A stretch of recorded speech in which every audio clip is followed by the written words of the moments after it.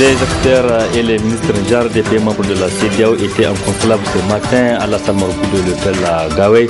Une rencontre en prélude à la rencontre des premières dames d'Afrique qui s'ouvrira demain ici à Niamey.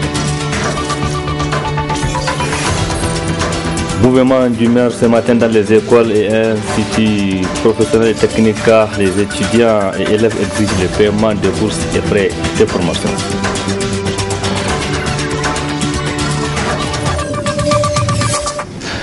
Mercredi 4 octobre 2017, mesdames, messieurs, bonsoir et bienvenue sur cette édition de la télévision Labari. Je le disais en titre, sit-in ce mercredi matin des étudiants et élèves des écoles professionnelles et techniques de Niamey. Ils se sont convergés vers le ministère des Enseignements supérieurs pour exiger des autorités le paiement des bourses et des frais de formation. Les forces de l'ordre ont intervenu pour disperser les manifestants devant nos reporters Soumaïla Abdoulaye et Asma Ousseidou. Le ministère des Enseignements supérieurs siégé ce mercredi par les étudiants et élèves des écoles professionnelles et techniques de Niamey qui ont également érigé des barrages sur les différentes voies d'accès. Il s'agissait pour les étudiants et élèves d'exprimer leur colère aux autorités qui tardent à payer les bourses et les frais de formation. L'objectif de cette sortie aujourd'hui est relatif à nos revendications. Nous avons beaucoup de revendications qui sont en instance. Entre autres, le paiement de la troisième bourse. Ça a commencé, mais jusque-là, les études professionnelles n'ont pas été programmées. Entre autres, le paiement des frais de formation de nos camarades qui sont inscrits à titre boursier dans les différentes écoles. L'État n'arrive pas à honorer ses engagements. Et nos camarades qui sont dans ces écoles sont en train d'être menacés d'exclusion il y a quelques temps. Déjà, les fondateurs ont déjà passé à l'acte. Le paiement de la bourse des zones éloignées, appui bourse et zones éloignées dans les écoles de santé. L'électrification des centres de formation, et notamment les CET, les collèges d'enseignement technique. La prise en charge de notre siège, au vu de tout cela, que nous avons dit que trop c'est trop, il faut réagir. Nous avons entamé des négociations, mais comme d'habitude, ce sont des négociations stériles qui n'aboutissent à rien.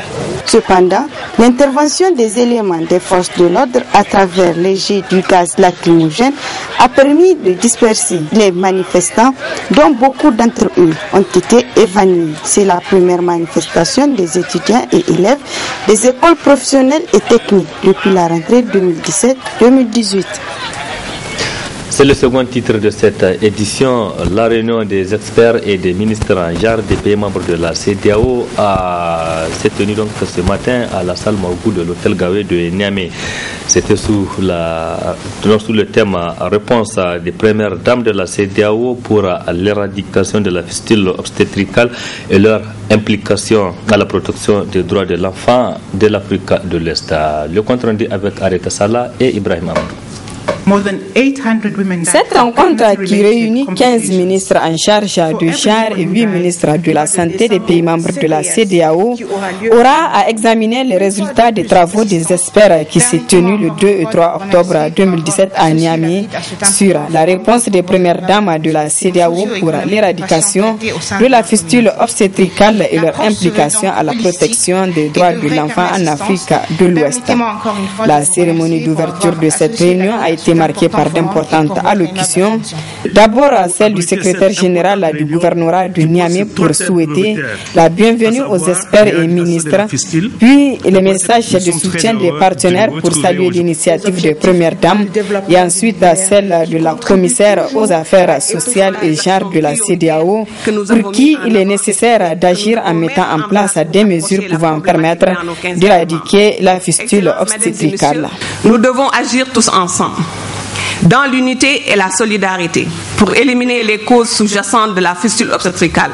Pour ce faire, nous devons pousser nos pays à repousser l'âge du mariage de la première grossesse à 18 ans, à mettre fin aux mutilations génitales féminines et à permettre aux femmes d'avoir un accès en temps voulu aux soins obstétricaux.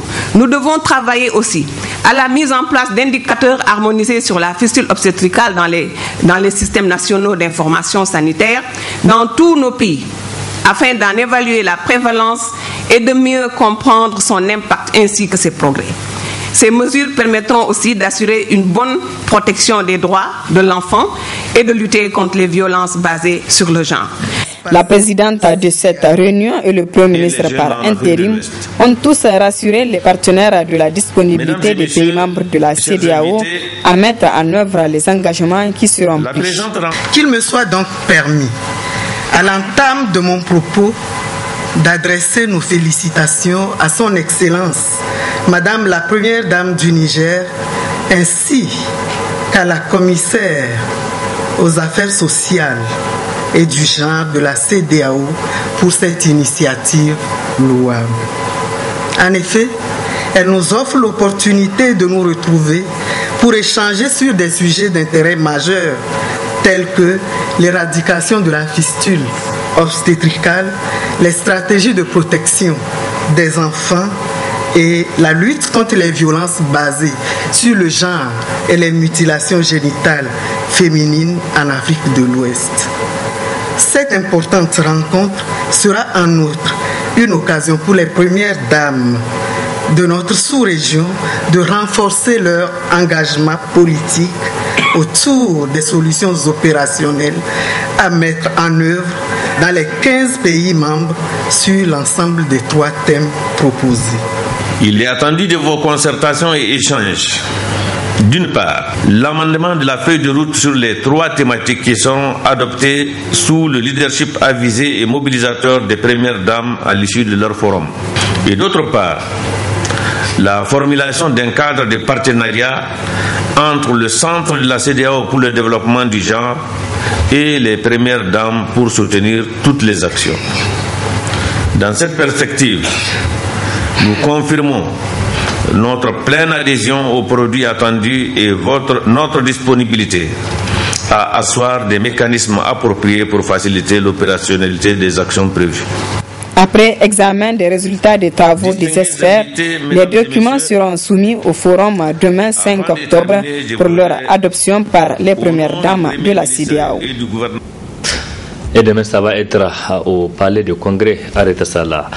La salle de réunion du siège de l'autorité de régulation des télécommunications et de la poste ARTP a servi de cadre ce matin à un point de presse animé par la présidente du Conseil national en charge de la dite régulation.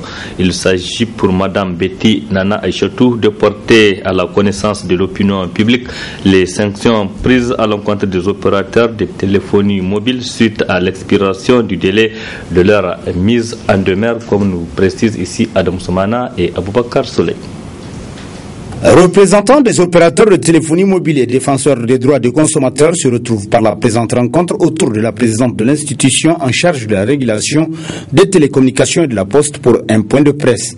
Ce dernier fait suite à une mission de contrôle de la qualité de service des différents réseaux de téléphonie mobile 2G dans les 7 régions du pays, excepté DIFA du 21 juillet au 2 septembre 2016. Un contrôle qui a abouti à une mise en demeure de tous les opérateurs pour une amélioration de leurs prestations. Près d'une année après l'expiration du délai de la mise en demeure, le Conseil national de régulation des télécommunications de la Poste décide par opérateur 1.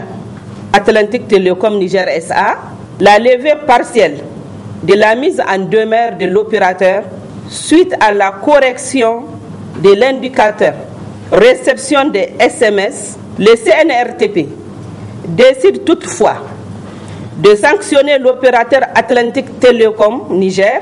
En conséquence, il est infligé une amende de 423 463 507 francs CFA. 2. Celtel Niger SA, la levée partielle de la mise en demeure de l'opérateur suite à la correction de l'indicateur de coupure de communication. Aussi, il est infligé à Celtel Niger SA une amende de 1 576 943 653 francs CFA.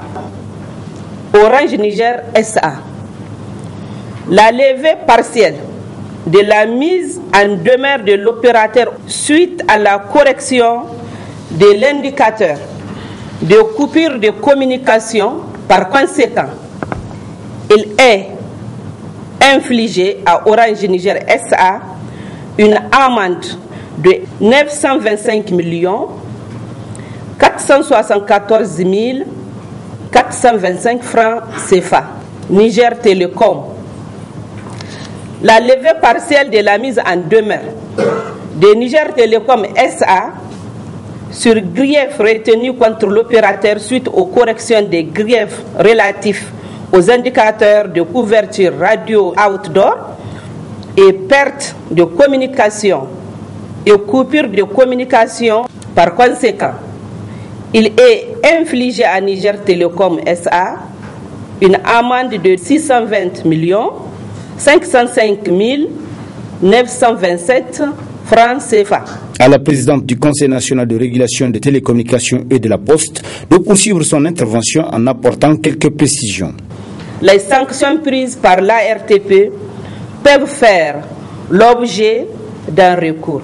Toutefois, ce recours n'est pas suspensif d'exécution. Aussi, il faut préciser que ces sanctions seront recouvrées par les services compétents du ministère de l'économie et des finances au profit de l'État et versées au trésor public. Ainsi, il appartient désormais aux opérateurs de se conformer aux normes afin de mieux servir leur clientèle et éviter des sanctions de l'autorité de régulation du secteur. La saison de pluie 2017 a pris ses bagages. Le front intertropical FIT s'est considérablement retiré et se positionne dans la partie sud, dans la bande sud du Niger. Déjà, le froid s'annonce avec l'harmattan qui a commencé à souffler dans certaines régions. Plus de précisions avec Kachalou Lawana Gapcha de la Direction nationale de la météorologie nationale dans ce reportage signé Hajara Kolo et Sadouni. Il a beaucoup plu cette année sur l'ensemble du pays, hormis quelques poches de déficit, notamment à Tawa, Agadez et Bilma. Globalement, la saison est satisfaisante. Pour ce qui est de la situation météorologique sur l'ensemble de notre pays, disons que cette situation est caractérisée par le retrait, si vous voulez. Donc le front tropical, un retrait progressif, si vous voulez, du front tropical vers le sud, donc sur le sud du pays. Actuellement, comme on peut le voir aujourd'hui, le FIT est juste nord Tilaberi, passe nord Koni, donc sud Tawa, et nord de Magaram, nord d'Ifa. Hier encore, il était en descente, donc à l'est carrément, sur le sud d'Amagaram, mais on a une petite fluctuation ces derniers temps. Et donc, toutes ces régions qui sont autour vont voir un temps brumeux avec un peu de poussière parce que là où il y a le FIT, il y a, si vous voulez, parce que c'est deux masses d'air, des contacts différents, donc qui arrivent à créer, si vous voulez, donc quelques soulèvements avec des vents un peu relativement forts qui font que nous avons des soulèvements de poussière. La saison de pluie 2017 tire à sa fin en ce moment avec l'harmattan qui a commencé à souffler dans certaines régions. Et nous sommes vraiment vers la fin de la saison de pluie. Le front tropical va progressivement continuer à son retrait jusqu'à sortir dans les jours à venir carrément donc, du territoire nigérien. Et donc c'est l'harmattan qui va s'installer. Déjà, toute cette partie est déjà dominée par l'harmattan. Donc les gens d'Agadez, Bima, Difa, Nord d'Amagaram, Nord Tawa, tout ça, nous sommes déjà sur l'harmattan. Et donc l'harmattan avec donc, quelques coups de vent et de la poussière et du soleil. Cette année, la pluviométrie journalière et le cumul saisonnier, comparé à l'année passée et à la moyenne de 1981-2010, c'est la région de Niamey qui a été arrosée le plus, avec un excédent de 264 mm. Et la moins arrosée, celle de Tilaberi, avec un déficit de moins 262 mm. Clôture cet après-midi à Africa Ola de l'atelier sur la lutte contre la traite des personnes et le trafic illicite des migrants. L'atelier est organisé par l'agence nigérienne de la lutte contre la traite des personnes ANLTP soutenue par ECAP Sahel Niger. Au terme de ces travaux, plusieurs recommandations ont été formulées par les participants. Après 2 jours d'intenses travaux de l'atelier d'échange et de partage sur la mise en œuvre de la loi portant sur la lutte contre le trafic illicite des migrants, les participants ont formulé plusieurs recommandations. 1. Réviser l'article 19 dans le sens de dire ordonner selon le cas au lieu de peut. 2. Plus de rigueur dans l'application des peines prévues à l'article 20 de la loi 2015-36 aux personnes morales, notamment les compagnies de transport. Point 3. Implication effective des organes supportant les charges prévues à l'article 26 de la loi. Point 4. Spécifier les autorités compétentes prévues pour supporter les charges prévues à l'article 27. Point 5. Diminuer le peine prévu à l'article 10 et suivant de la dite loi. Point 6. Définir la notion sortie illégale prévue à l'article 10 de la loi. 7. Permettre au procureur de la République d'ordonner des mesures de l'écoute téléphonique selon le besoin. 8. Rendre opérationnelle la méthode d'achat des tickets de transport sur présentation de la carte d'identité. Point 9. Accélérer la mise en place des unités régionales de la direction de surveillance territoriale. Et enfin, point 10. Vulgariser la loi 2015-036 du 21 mai 2015 relative au trafic illicite des migrants.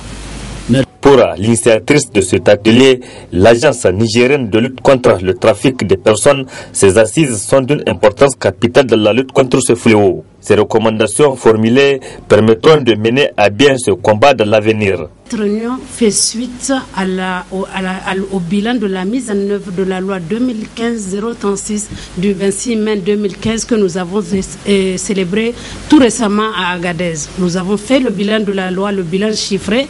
Nous avons également fait le bilan moral de la loi.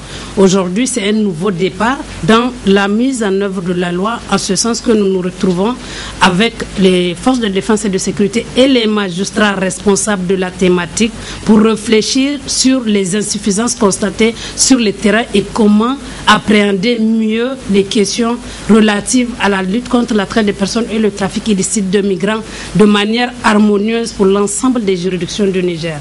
Pendant 2 jours, cet atelier a réuni ici à Niamey des responsables régionaux des 10 tribunaux de grande instance et des responsables des forces de défense et de sécurité impliqués dans la lutte contre le trafic illicite des migrants et la traite des personnes. Restons dans ce domaine pour parler de cette journée de plaidoyer pour l'engagement des médias et de la société civile en faveur des droits des migrants au Niger. Elle a été organisée ce mercredi dans la salle de réunion de la Commission nationale des droits humains CNDH par l'ONG Jeunesse, Enfance, Migration, Développement JIMED en partenariat avec la CNDH et la Maison de la Presse. Faisons le point avec Nasser Dantoufo et Halidou Bourema. C'est une journée dite de plaidoyer pour l'engagement des médias et de la société civile en faveur des droits des migrants au Niger. L'initiative est celle de l'ONG Jeunesse, Enfants, Migration, Développement, JIMED Niger, qui milite depuis 2013 sur les questions de migration au Niger. La présente journée dite journée de plaidoyer pour l'engagement des médias et de la société civile en faveur des droits des migrants vise à sensibiliser et à mobiliser les organisations de la société civile et les médias en faveur des droits des migrants. Elle s'inscrit dans le cadre du projet Appui à la promotion et à la protection des droits des migrants mis en œuvre par l'ONG JIMED avec l'appui de l'Organisation internationale de la francophonie OIF et la coopération suisse au Niger. Ce projet a choisi de cibler les parlementaires, les médias et la société civile à travers des actions de renforcement des capacités de sensibilisation et de mobilisation en faveur des droits des migrants. Ces cibles, du fait de leur position, peuvent être en effet des porte-voix qui pèsent dans la promotion et la défense des droits des migrants.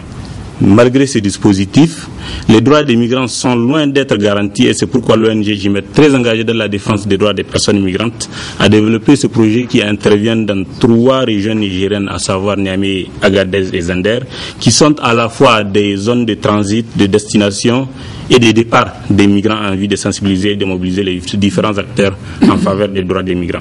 l'activité dans le cadre du projet Appui à la promotion et à la protection des droits des migrants soutenu par l'OIF et la coopération suisse et cadre avec les objectifs de la Commission nationale des droits humains. La CNDH suit avec beaucoup d'intérêt la mise en œuvre de ce projet qui a pour objectif noble de renforcer les capacités, mobiliser et sensibiliser à la fois les parlementaires, la société civile et les médias en faveur des droits des migrants. En effet, avant qu'ils n'arrivent au Niger, pays de transit par excellence, et à l'intérieur même du Niger, le migrant économique fait l'objet de toutes les tracasseries dans son propre espace communautaire, où le droit d'aller et venir n'est en réalité qu'un vain mot en dépit des réglementations en vigueur. La traversée du désert et de la mer, lorsqu'elle s'est faite sans perte à vie humaine, n'a pas de lendemain radieux. En effet, là aussi, le migrant, s'il n'est pas refoulé et abandonné aux frontières à la merci de la faim et de la soif, il est traité moins qu'un esclave, perdant toute dignité humaine dans les pays de destination, en Europe et dans les pays voisins. À la fin de cette journée, un recueil de textes et dépliant sur les droits des migrants élaboré par l'ONG JIMED seront remis à la CNDH, mais aussi aux participants. Point final de cette édition. Merci à vous de l'avoir suivi. Restez en compagnie du programme de la télévision Labari. Au revoir, excellente nuit à toutes et à tous. Bonne nuit.